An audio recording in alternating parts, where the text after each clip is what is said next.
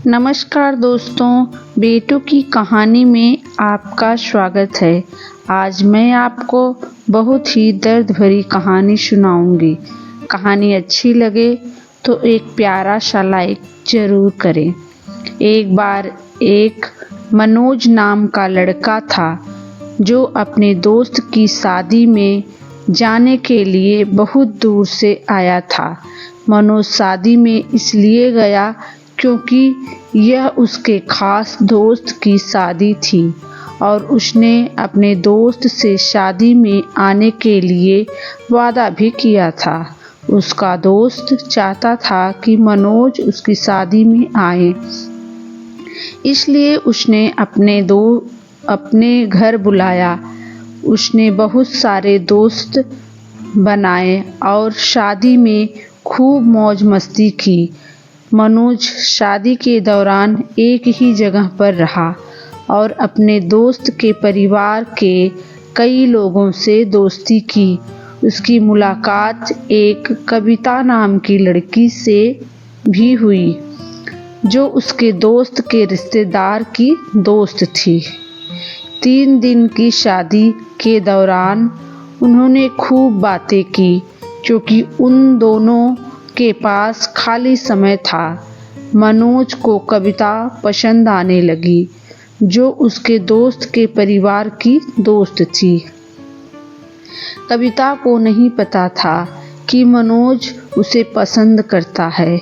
उन्होंने एक दूसरे के फ़ोन नंबर एक्सचेंज किए और मनोज की शादी के बाद भी दोस्त की तरह बात की। मनोज और कविता 1 साल तक दोस्त रहे, लेकिन वे एक दूसरे की भावनाओं को नहीं जानते थे। कविता किसी और से शादी करने जा रही थी और मनोज उससे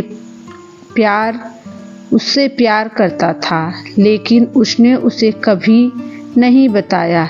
लड़की भी उसे पसंद करती होगी, लेकिन वह ऐसा बिल्कुल नहीं सोच रही थी। उसे चिंता थी कि अगर हम इस तरह बात करेंगे तो मनोज हमसे बात नहीं करना चाहेगा क्योंकि हम दोस्त हैं।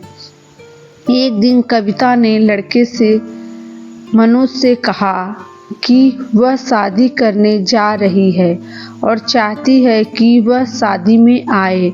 उसे उम्मीद थी कि वह आएगा और मौज मस्ती करेगा, जैसे कि वे साथ में घूम रहे हो। वह चाहती थी कि वह उसे खुश करने और अलविदा कहने के लिए वहां मौजूद हो। जब मनोज ने कविता की बात सुनी तो वह रो पड़ा। उसने उससे कहा कि वह उसकी शादी में आने की कोशिश करेगा, लेकिन उसे पहले कुछ करना है। फिर वह अपने कमरे में चला गया। रात को मनोज बिस्तर पर जाता है और सोने की कोशिश करता है, लेकिन जब वह अपनी दोस्त के बारे में सोचता है तो उसे उसकी बहुत याद आती है। वह उस रात सो नहीं पाया और रोने लगा क्योंकि उसे उसकी बहुत याद आती थी। कविता अपनी होने वाली शादी को लेकर उत्साहित थी क्योंकि उसे नहीं पता था कि जिस लड़के से वह शादी कर रही है उसकी पहले से ही पत्नी है। वह शादी से पहले अपनी दोस्त को अपने घर पर आमंत्रित करने का इंतजार कर रही थी ताकि वे अपने नए घर जाने से पहले साथ में मौज मस्ती कर सकें। जैसे जैसे शादी का दिन नज़दीक आता गया, मनोज और कविता पहले की तरह बात नहीं कर पा रहे थे। कविता शादी की योजना बनाने और अपने मंगेतर से बात करने में व्यस्त थी, जबकि मनोज अपनी खुद की तैयारियों में व्यस्त था। उनकी बातचीत कम होती गई क्योंकि वे अपनी आने वाली शादी पर ध्यान केंद्रित कर रहे थे। मनोज बहुत दुखी और दर्द में था क्योंकि उसने वफादार न होकर अपने दोस्त या प्रियजन को चोट पहुंचाई थी। वह इस वजह से कविता से बात नहीं करना चाहता था। मनोज की जल्द ही शादी होने वाली है और वह नहीं चाहता कि कविता को पता चले क्योंकि वह परेशान हो जाएगी। शादी से कुछ दिन पहले कविता ने मनोज को फ़ोन किया और पूछा कि वह कब आएगा। मनोज उसी दिन आने के लिए सहमत हो गया। थोड़ी देर बाद शाम को मनोज कविता की शादी में चला गया। उसने घर की सजावट और कामों में मदद की। अगले दिन कविता अपने ससुराल के लिए रवाना हो रही थी। मनोज को अपने प्यार को अलविदा कहने का दुख था, लेकिन कविता उतना नहीं रोई जितनी वह विदा होते समय रोई थी।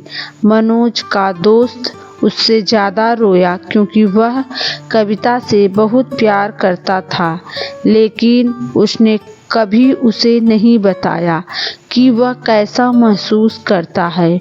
वे कभी नहीं मिले क्योंकि वे एक दूसरे से बहुत दूर थे।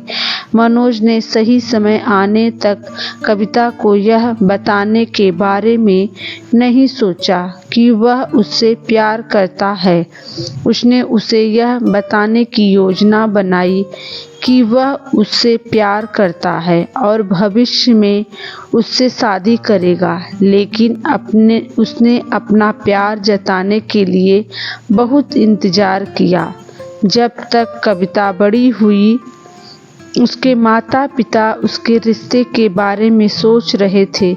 इस वजह से कविता और मनोज एक साथ नहीं रह पाए।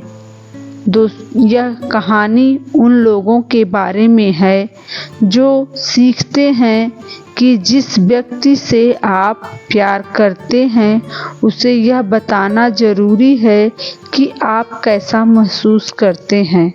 धन्यवाद दोस्तों, कहानी को सुनने के लिए। फिर से हाजिर होती हूँ आप लोगों के साथ एक नई कहानी को